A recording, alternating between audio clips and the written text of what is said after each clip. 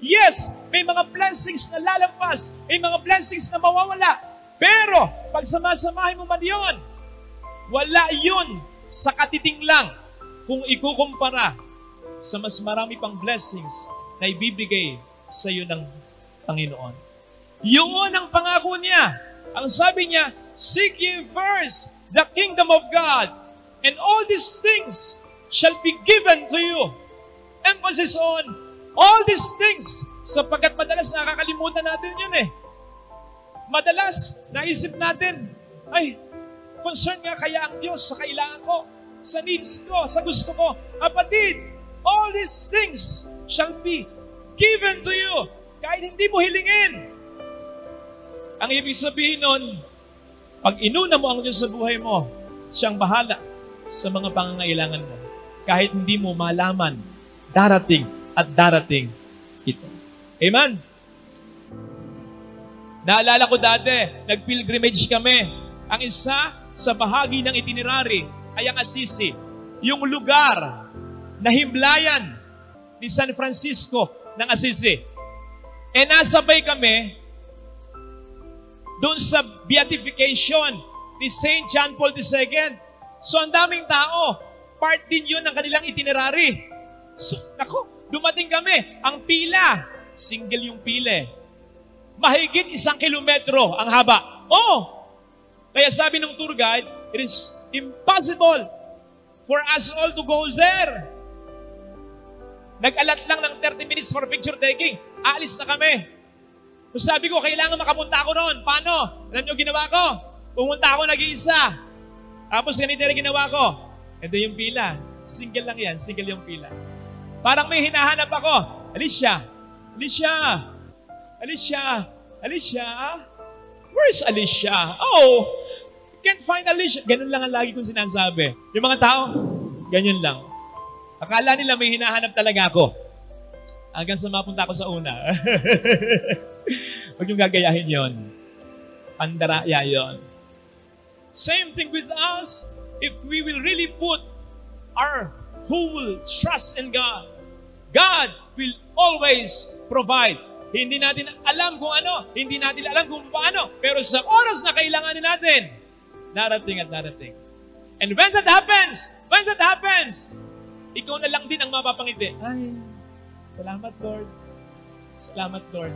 Mapapangiti ka sapagkat maisip mo, ngumingiti sa iyo ang Diyos. Patunay, yung biyaya sa oras na kailangan mo, dadaloy at aalos. Ito sana mga kapatid, ang ating pagdasal sa ating banal na misa. Ang maging goal natin araw-araw, mapangiti natin ang Diyos. Please God and not man. Sapagkat mapasaya man natin ang ating kapwa, kung nalulungkot naman ang Diyos para sa atin, wala rin.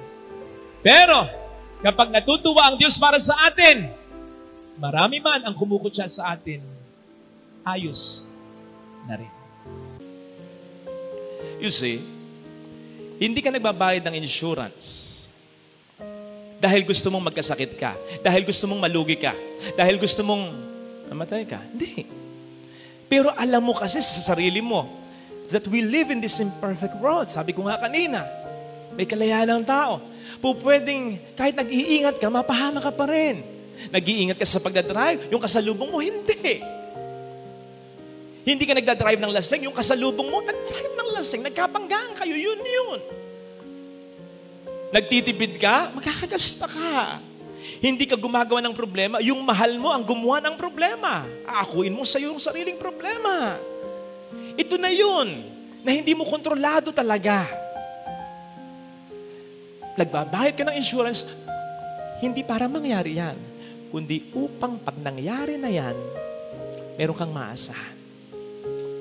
At yung inaasahan mo na yon, hindi mo gustong kunin yon. Kasi ibig sabihin, pag kinuha mo yon, may problema ka na pag gano'n.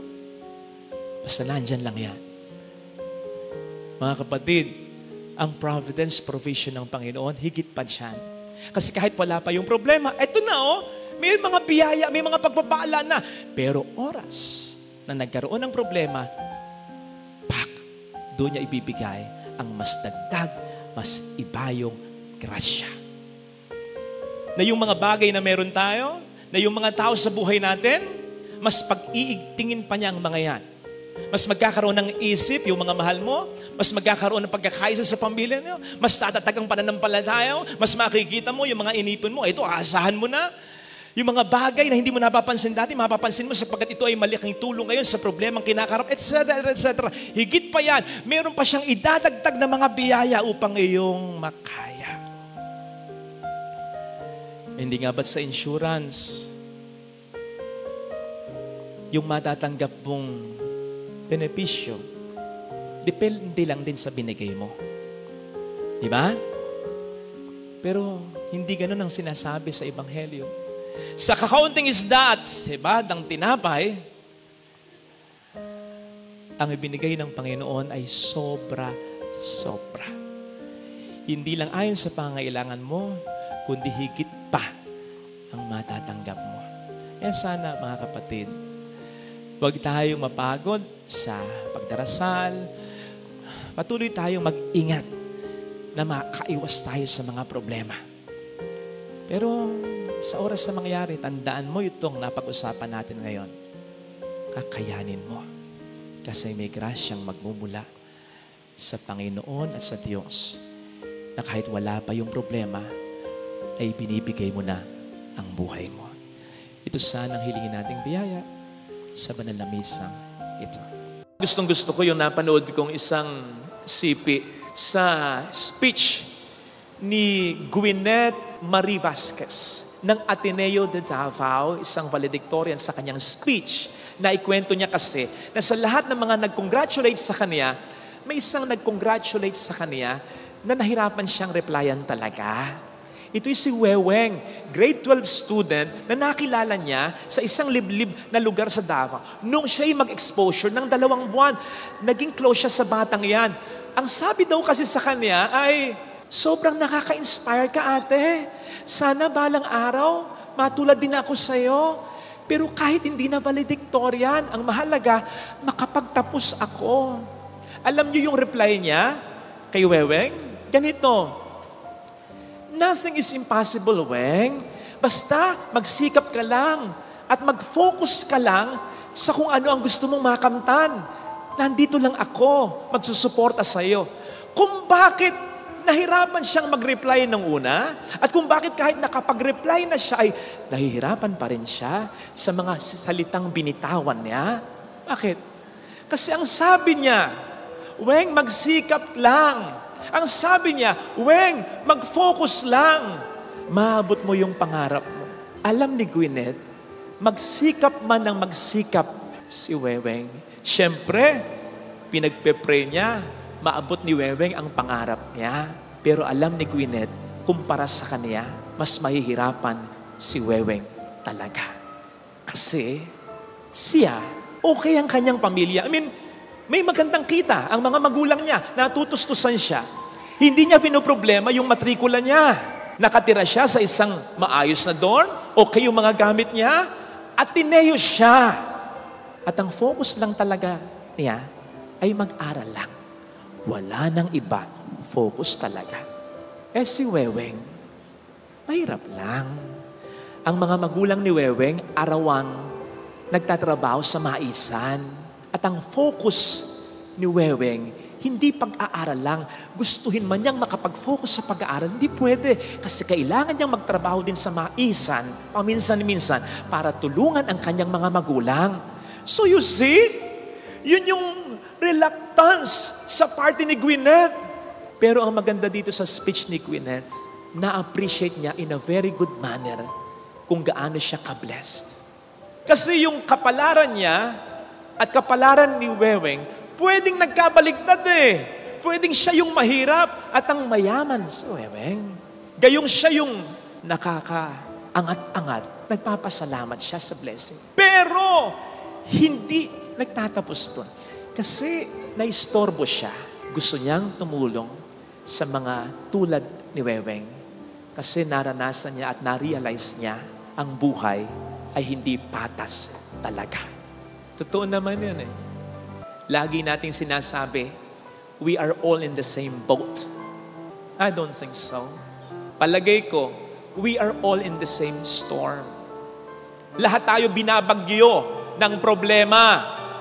Pero wag mong sabihin, magkakaparehas tayo ng sinasakayang bangka sa karagatan ng buhay habang tayo binabayo ng bagyo ng problema. Sabi ko nga minsan sa sermon ko, yung iba sa atin, ang bangka, cruise ship. Yung iba sa atin, ang bangka, speedboat. Yung iba sa atin, ang bangka, jet ski. Yung iba sa atin, ordinaryong bangka, pero may katig, matatag. Yung iba, may bangka, walang katig, hindi na matatag. Uuga-uga na. Yung iba sa atin, nakabalsa na lang. Yung iba sa atin, naka-styrofoam na lang, lulutang-lutang na lang, konti na lang, lulubog na. Kaya wag nating sabihin, we are all in the same boat. Sabi ko nga kahapon, umuulan. Lahat tayo naapektuhan ng ulan, pero magkakaiba tayo ng kalalagayan. Marami sa atin secured habang umuulan, pero may mga kapwa tayong ginikinaw at nababasa dahil sa ulan. Gumamit pa tayo ng isang paglalarawan. Lahat tayo may pinagdaraanan na problema sa buhay. Ang sabi nga nila, huwag mong tambayan ang problema pagdaanan mo. Okay yun.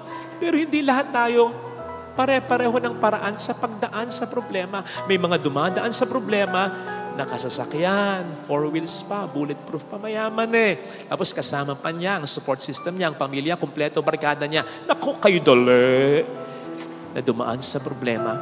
Pero yung iba sa atin, naka-jeep, hindi aircon. Yung iba sa atin, naka-tricycle. Yung iba sa atin, naka-motor, nakakarag-karag. Yung iba sa atin, naka-bisikleta, na flat pa. Yung iba sa atin, dumaraan sa problema, naglalakad na lang, nakatapak pa. Yung iba sa atin, gumagapang na, malampasan lang yung problema habang siya'y nag-iisa. Kaya alam po ninyo, habang pinagninilayan ko ito, naisip ko, hindi yata laging totoo yung kasabihan para sa lahat ng tao, yung magsikap ka at maabot mo ang iyong pangarap. Lumaban ka lang ng lumaban at ikay magtatagumpay. Huwag ka lang susuko at ikay mananalo the way you want.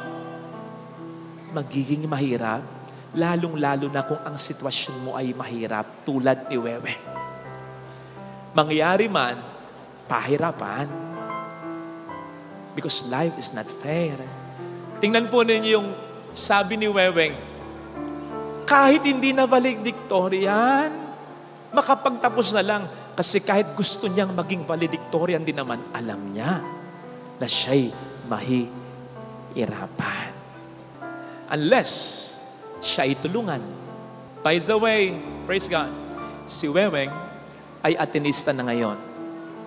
Dahil sa speech ni Gwyneth, marami ang nagtulong-tulong. Nandun na siya sa Ateneo de Davao. Merong kumukup-kup sa kanyang pansamantala habang nag-aaral siya sapagkat malayo ang bahay nila. Tingnan nyo naman, kapapasok pa lang, ngiting tagumpay. Kahit hindi pa niya naabot ang kanyang mga pangarap sa buhay, bakit alam niya? Kumpara dati, ngayon, mas malaki na ang kanyang tsansa na maabot ang pangarap niya. Bakit? May mga tumutulong na sa kanya. Alam niya, mas may laban-laban na siya sa buhay kasi nabawasan na yung kalaban niya. Ang hirap kaya yung lumalaban ka sa buhay, patong-patong yung nilalabanan mo. Hindi pa natatapos yung isa, meron na namang isa. Ang hirap lumaban na parang walang katapusan yung kalaban. Napanood nyo yung John Wick, lalong-lalo na yung 3. O diba, hindi maubos-ubos yung kalaban mula una hanggang huli. Eh kahit naman hindi siya namamatay, tingnan nyo naman, nakaganon na. Napapagod din naman. Ako nga, pinapanood ko lang siya, napapagod na ako eh. Siya pa kayang lumalaban. The point is, mahirap yung laban ng laban, walang katapusan. Kahit gaano kakalakas, mapapagod ka rin naman. Maraming mga taong ganyan. May kilala ko, single mom, tinataguyod niya ang kanyang mga anak, tapos may isa siyang siraulo pang anak. I mean, pabigat sa kanya, nagdodroga. Tapos malaon, napansin ko, malungkot, yung pala may cancer siya. Isipin nyo nga yun. Life is not fair. Katulad yan ng mga magulang na matanda na nagtatrabaho pa kasi irresponsable yung kanyang mga anak, kaya yung mga apo niya, umaasa pa rin sa kanya. Matanda na siya. Life is not fair. Katulad yan ng kilala mo na nasa ibang bayan, tagal na sa ibang bansa, hindi pa makapag-ipon. Dahil Ang daming sinusuportahan, mga kapatid niyang may pamilya niya, sa kanya pa rin nakaasa.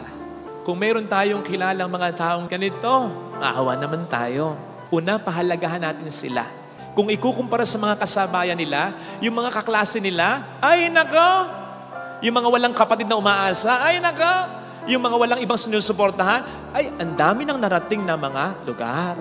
Dami ng mga alahas, ang dami ng mga pera, at kita mo, abay, fresh na fresh ang itsura. Pero yung kakilala mo, yung nasa pamilya niyong inaasahan mo, kita mo, napag-iwanan na. Yun ba'y kasalanan niya? Hindi.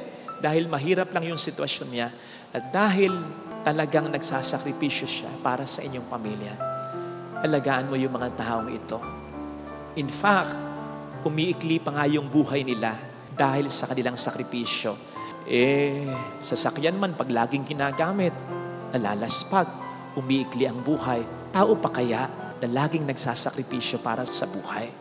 Kapatid, ikarangal mo yung mga taong ganyan at alagaan. Huwag nang bibigyan ng sakit ng ulo. Sabi ko nga, naka-styrofoam na lang yan, lulutang-lutang, gumagapang na lang yan. Baka kahit isang ipot na lang ng ibon, mabuwal na yan. Huwag mo bibigyan ng sama ng loob, ng sakripisyo. Yun palang malaking tulong mo na sa mga taong ito. Sabi ko nga, kung po pwede lang magka-ID yung mga taong yan upang sa lahat ng kanilang mga bibilin, may discount. Upang kapag may mahabang pila, mauna na sila para lang wag makadagdag pa sa mga laban ng buhay nila. Pero hindi natin alam kung sino sila. The best thing, let us always be kind with anyone. Kasi hindi mo alam kung ano ang pinagdaraanan yan. Pwedeng may problema ka rin tulad niya, pero po pwedeng mas mahirap ang sitwasyon niya. Para lang nakakita ka sa FB post na picture ni Kristo at ang sabi doon na i-post mo para ma-bless ang buhay mo. Ipo-post mo. Pero bakit? Para ma-bless ang buhay ko. Ayun! Hindi dahil sa love mo talaga si Kristo. Bagamat sinasabi mong una ang Diyos sa buhay mo, dahil hindi mo pa nakukuha yung gusto mo, ang ibig sabihin nun, hindi talaga siyang una sa buhay mo. Ginagawa mo lang siyang una, pinagmumukha mo lang siyang una sa sarili mo dahil meron kang gusto. Sa totoo, ang una sa buhay mo ay yung gusto mo. Kaya nga nung hindi mo nakukuha, ikaw sa kanya ay nagtatampo. Alam natin ang nagagawa ng reward o gantimpala. Dahil sa reward o gantimpala, nahihikayat tayong gawin ang isang bagay kahit ayaw natin. Kahit pa mahirap para sa atin. Dahil sa reward o gantimpala, nagsusumikap mag-aral ang isang estudyante. Nagsisipag ang isang empleyado. Nagsisikap ang may inaabot na pangarap. Nagagawang magpakatino ng isang pasaway dahil sa reward. At dahil din sa gantimpala o reward, mabilis na nahuhuli ang pinaghahanap ng mga otoridad. Yan ang nagagawa ng gantimpala o reward. Good thing, ang Diyos ay nakahanda rin magbigay sa atin ng gantimpala o reward. In fact, sa perspektibo ng Diyos, doon natin mas magandang tingnan ang meaning ng gantimpala, which basically ay po pwede nating hatiin sa dalawang salita, gantimpala. Ganti at pala o pagpapala. Sapagkat ang gantimpala ng Diyos ay ganting pagpapala niya sa ating mga mabubuting gawa. Ano ba ang ating mga mabubuting gawa na pinangakuan ng Diyos ng reward o gantimpala? Marami. Pero mag-focus lang tayo sa dalawa. Batay sa sinasabi ngayon ng ating mga pagbasa. Una, ang unang mabuting gawa ng promise ng Diyos ay magkakamit ng gantimpala ay kapag minahal natin ang Diyos ng buong buo, ng una sa lahat. Una sa negosyo mo, sa trabaho mo, sa ministeryo ko, una maging sa pamilya, maging sa sarili natin. Dapat una ang Diyos. At ito ay hindi para sa Diyos, kundi para sa atin. Upang ang ating buhay ay Kanyang maiayos. Magulo ang ating buhay sapagkat hindi magandang ating priorities. Pero kapag ang Diyos ang naging topmost priority natin, ang pinakamamahal natin, maayos ang buhay natin. Siguro naman ay naranasan nyo na yung nagbubutonis kayo. Yung nauna yung Lunes kaysa sa Linggo. I mean, yung nabutonis nyo, yung unang button, doon sa pangalawang butas ng inyong damit. Oh, sa una, hindi mo mahalata na ganyan ka pa. Ganyan, nanonood ka ng It's Showtime o kaya ng It. Hanggang sa makapa mo sa huli yung huling butones. Wala lang butas. Tingin kang gano'n. Nakaw! Namali yung unang butones. Namali yung unang suksok. Kaya mali na lahat. Hindi na tama lahat. Pero kung nauna ay tama, tama na rin. Maayos ang lahat. Ganon ang mangyayari. Kapag inuna natin ang Diyos, ang buhay natin ay magiging maayos. Dagdag pa ng ating Panginoon sa Mateo 6:33, seek ye first the kingdom of God, and everything will be added on to you. Everything! Father, hindi totoo yan. Anong hindi totoo? Sinasabi sa Bible yan. Ay, hindi totoo yan. Bakit? Inuuna ko naman ng Diyos sa buhay ko. Nagsisimba ako dito tuwing linggo. Pinaprioritize ko. Kahit na inaaya ako ng mga kabarkada ko, magsisimba ako. Hindi ako dapat makaliban ng pagsisimba tuwing linggo. Una ang Diyos sa buhay ko. Nagdadasal ako araw-araw. Papakabuting tao ako. Pero bakit ganon? Ang sabi, seek ye first the kingdom of God, and everything will be added on to me, to you. Eh yung hinihiling ko, hindi ko pa makuha. Kaya hindi totoo yung everything will be added on to you na yan. Kapatid, linawin natin. Yung gantimpalang sinasabi dito sa verse 33 ng Matthew 6 ay hindi primarily referring sa mga simple blessings na hinihingi natin. Yung verse 33 dito, seek ye first the kingdom of God, and everything will be added on to you. It refers primarily, first and foremost, to God. Because if you have God first in your life, you have everything in life because God is everything. In fact, kung nagtatampo ka, bagamat sinasabi mong una ang Diyos sa buhay mo, dahil hindi mo pa nakukuha yung gusto mo, ang ibig sabihin nun, hindi talaga siyang una sa buhay mo. Ginagawa mo lang siyang una, pinagmumukha mo lang siyang una sa sarili mo, dahil meron kang gusto.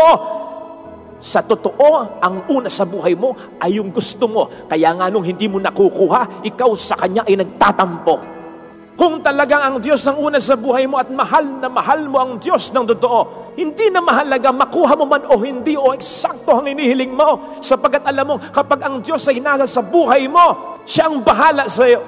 Sapagkat He knows what is best for you.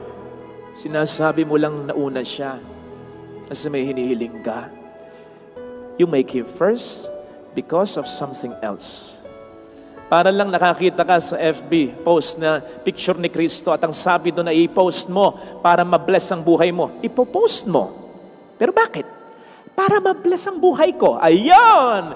Hindi dahil sa love mo talaga si Kristo. Ma-bless man o hindi ang buhay mo sa paraan mo, sa standard mo. Sapagat alam mo, kapag ang Diyos ay nasa sa puso mo, bless kang sigurado. He knows what is best for you. Hindi man sa eksaktong iniisip mo at hinihiling mo. Kaya kung ikay nagtatampo, Lord naman, di mo pa binibigay yung hiling ko. Ibig sabihin nun, hindi talaga siya ang una sa buhay mo. Magtataka ka pa kung bakit hindi mo talaga makuha yung gusto mo? Eh hindi nga siyang inuuna mo? Sabi nga ng isang bakla sa kanyang nobyo, kuno, mahal mo ba talaga ako? O dahil mahal na lang yung mga naibigay ko sa iyo. Ikaw man, ayaw mong magbigay para lang mahalin ka. Ganon din ng Diyos. Hindi naman pwedeng magbigay siya na magbigay ng blessing para lang ating mahalin. Hindi naman ganon kababa ang Diyos. Seek ye first. Unahin mo talaga siya at makikita mo ang pagpapala na ibibigay niya. Yun yung una. Ang pangalawang mabuting gawa na pinangakuan ng Diyos ng gantimpala o reward ay ang pahalagahan natin ang mga lingkod niya. Sa ating unang pagbasa ay narinig natin kung paanong pinahalagahan ng mag-asawa ang dayuhang si Eliseo. Ang ginawa nila kay Eliseo, hindi lang pinakain, pinatuloy sa bahay, binigyan ng sariling kwarto, estima, entertain, to the max. At bakit? Sapagkat ayon sa mag-asawa, lingkod ng Diyos si Eliseo. Parang kayo. Kayo ba? Bibigyan nyo kami ng importansya, kaming mga pari ninyo, kung hindi kami lingkod ng Diyos?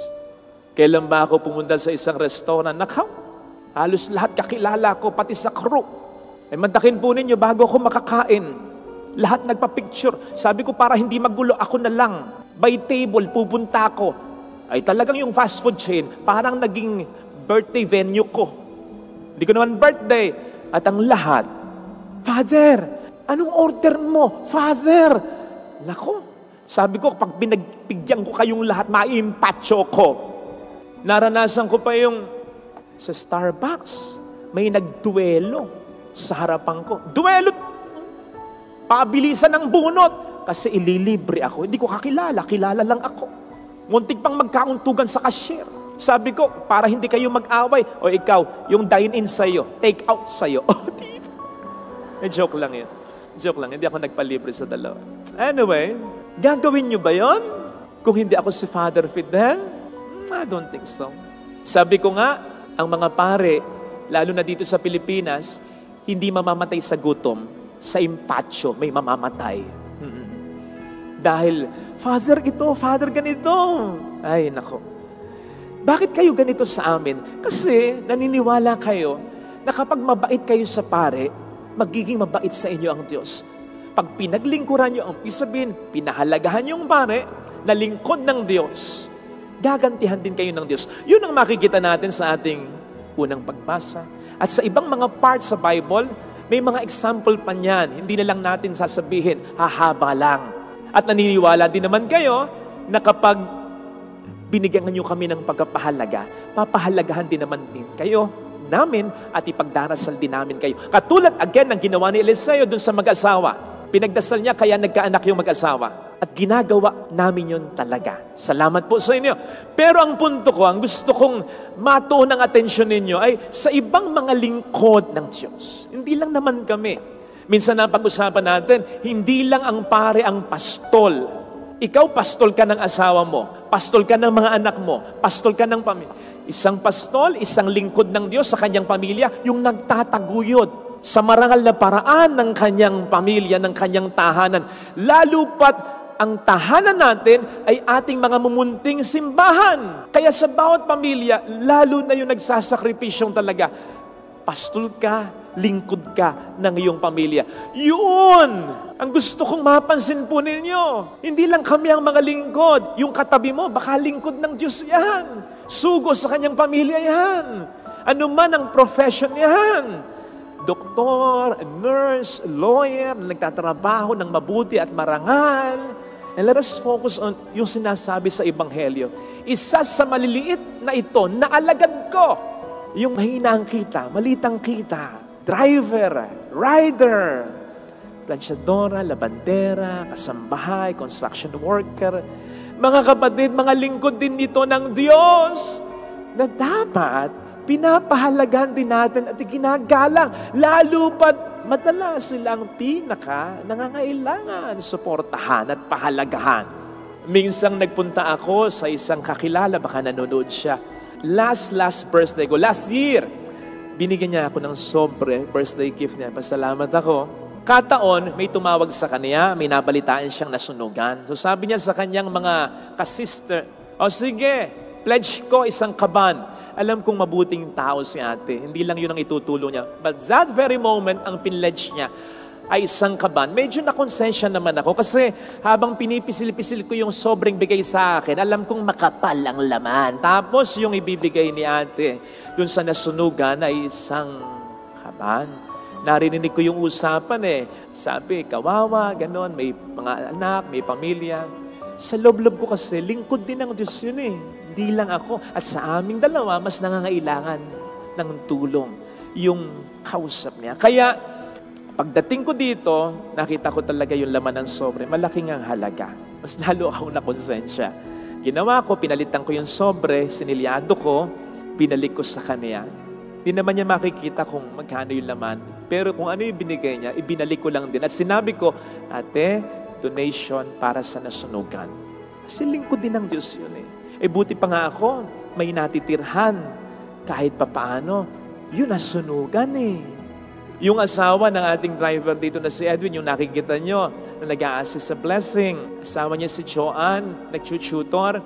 Tumutulong silang mag-asawa sa pagtatrabaho para maitaguyod ang mga anak nila. Naku, na aksidente! Hindi lang nabalian, nagdurog pa ang buto. 1 linggo na hanggang ngayon, nakaratay pa rin. Kailangan ng operahan. Hindi makapagpa-opera kasi kulang na kulang sila. Sa loob-loob ko lang kung sa akin nangyari yon, baka nag-una-unahan kayo. Lahat na nang pwedeng ipa-opera, ipapa-opera nyo na sa akin. Isang operahan na lang. Sa dami siguro ng tutulong, baka nga kumita pa ako. Pero lingkod din ng Diyos si Joan. Nagtataguyod ng kanyang pamilya at mas nangangailangan siya. Bakit walang masyadong nakakapansin sa kanya? Tinutulungan nyo kami sapagkat alam ninyo ang pare ng pamilya, kawawa naman si Father, nag-iisa. Pero sana maging sensitibo rin po kayo sa pangangailangan ng mga nag-iisang nagtataguyod at hirap na ng kanilang pamilya. Lingkod din po sila ng Diyos sa kanilang mga munting simbahan at sila rin ay kailangan nating pahalagahan. Kaming mga lingkod ng Diyos tulad ng mga pare, nilalapit kayo sa Diyos. Pero sinisigurado ko kung malalaman ninyo ang partikular na istorya na pang MMK na istorya ng mga taong tinutukoy ko sa sermon ko. Isang asawa na talagang buong tiyaga, pagkatapos magtrabaho, aalagaan pa rin ang kanyang may sakit na stroke na kabiyak. Magulang na ang gabi ay ginagawang araw para maitaguyod at may pang-extra para sa anak. Mga anak na halos mapag-iwanan ng kanilang mga kasabayan, kaibigan, sapagkat bago ang kanilang sarili, inuuna muna ang mga magulang, pinag-aaral muna ang mga kapatid niya. Mga simpleng tao na hindi kilala ng mundo, pero sa kanilang mga pamilya ay mundo. Ibig sabihin, talagang ang nagpapaikot ng mundo ng kanilang pamilya ay sila, sapagkat paano nalaman ang kanilang pamilya kung wala sila? Kapag nalaman niyo ang kanilang istorya, mas mapapalapit kayo sa Diyos. Mas ma-inspire kayo. Tama na kung minsan natatouch kayo sa aming mga humilya. Pero ang humilya ng mga taong ito, hindi man nagsasalita, ay ang buhay mismo nila. Minsan iniisip ninyo, kaming mga lingkod ninyo, o lingkod ng Diyos bilang pare, diretsyo agad ng langit. Baka nga mauna pa sila ng langit.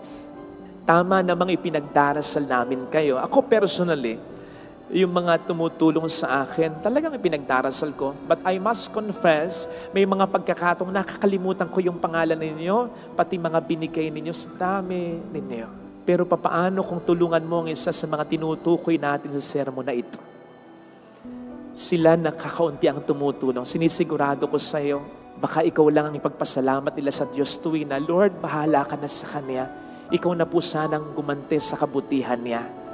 At yun ay ipagdarasal niya mula sa kawalan niya, mula sa takot niya, mula sa kalungkutan niya, na naibsan dahil sa siya yung tinulungan. At yun ay hindi niya makakalimutan kahit ang iyong pangalan at ang iyong binigay sa oras ng kanyang matinding pangailangan. Hindi nga ba't mas masarap tulungan yung mga ganyan? Mga kapatid, salamat sa inyong pagtulong sa amin, ha? Pero sana, again, maging sensitibo tayo sa mga lingkod din ng Diyos na ito. Ang mga lingkod ng Diyos, hindi lang laging nakaabito. O minsan, yan yung kasama mo sa trabaho, yung sales lady na makakasalamuha mo, yung bukas na makikita mong mga gulanit ang suot ng mga construction worker, pag uwi nun sa kanilang pamilya, dinadakila sila. Iba yung pagkadakila sa kanila, sapagkat iba yung sakripisyo nila. Kaya sana, pahalagahan din po natin sila. Ngayon, kung ikaw naman itong tinutukoy ko kanina pa, kung ikaw ang lingkod ng Diyos para sa iyong pamilya, kung kaming mga pare ay hindi pinababayaan ng Diyos, ikaw pa ba?